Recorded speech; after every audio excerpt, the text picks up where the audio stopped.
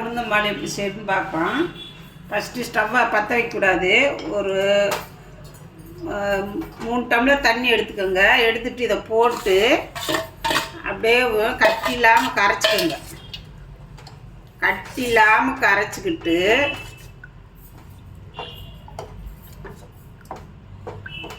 கையில் கரைக்கிறீங்க, கரண்டியில் எனக்கு ஆட்படல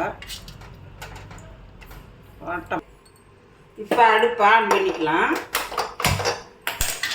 இதை நல்லா கிண்டிக்கிட்டே இருக்கணும். கட்டி ஆயிரும். அதனால் இதில் ஒரு 10 நிமிஷத்துக்கு நல்லா கிண்டனுங்க, வேகணும் நல்லா உளுந்து. அதில் இது ஒரு நிமிஷம் அப்படியே கிண்டிட்டு 10 நிமிஷம் உளுந்து நல்லா வேகணும். கட்டி விடாமல் நல்லா கிண்டிக்குங்க. கட்டி அரிசி நல்லா இருக்கக்கூடாது. அப்படியே கிண்டிக்கிட்டே வரணும். இல்லை கொஞ்சோண்டு இனிப்புக்கு கொஞ்சம் ஒரு கல் உப்பு போட்டுக்கலாம். 10 நிமிஷம் வேகட்டுங்க.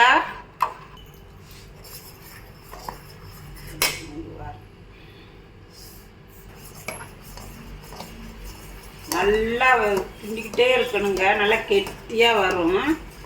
இதில் 2 ஏலக்காய் வாசனைக்காண்டி போடணும். இப்போ நல்லா உளுந்தம்பால் நல்லா வந்துடுச்சுங்க. இந்த அளவுக்கு கெட்டியாக வரும், தெரிக்கும். சிம்மில் வச்சே நல்லா வேகட்டுங்க.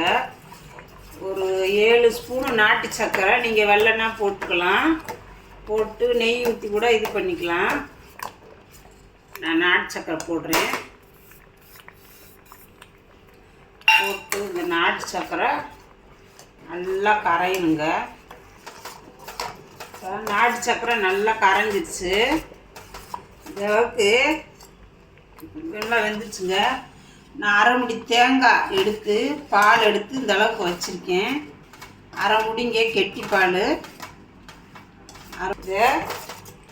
அப்படியே சிம்மில் வச்சுட்டு ஊற்றிடணுங்க. ஊற்றிட்டு ஸ்டவ்வை அமைத்திடணுங்க. கொதிக்க விடக்கூடாது. கொதிச்சா டேஸ்ட் போயிடும். அவ்வளோதாங்க. அமர்த்திட்டு நீங்கள் நெய் ஊற்றி கூட தாளிச்சிக்கலாம். முந்திரி பருப்பு, ஏலக்காய், கிஸ்மிஸ் பழம் போட்டு. நான் அதெல்லாம் போடலை. இதுவே ரொம்ப நல்லது. தேங்காய் பால் உடம்புக்கு ரொம்ப நல்லது. இரும்பு சத்து. பருப்பு வந்து ரொம்ப நல்லது. வாரத்துக்கு ஒரு தடவை சாப்பிடுங்க செஞ்சு.